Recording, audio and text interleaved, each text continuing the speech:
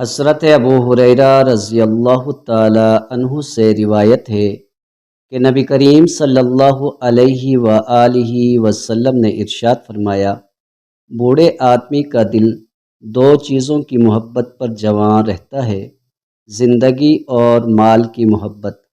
صحیح مسلم حدیث نمبر 2410۔ حضرت اسماء بنت یزید رضی اللہ تعالی عنہ بیان کرتی ہیں، رسول اللہ صلی اللہ علیہ وآلہ وسلم نے ارشاد فرمایا، جس نے اپنے مسلمان بھائی کی غیر موجودگی میں اس کی غیبت نہ ہونے دی تو اللہ تعالیٰ پر حق ہے کہ وہ اسے جہنم کی آگ سے آزاد کر دے۔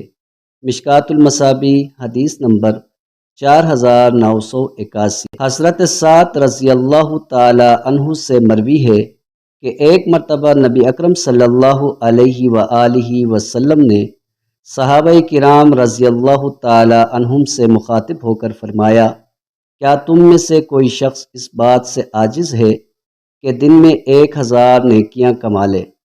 صحابہ کرام نے عرض کیا، یا رسول اللہ، اس کی طاقت کس میں ہے؟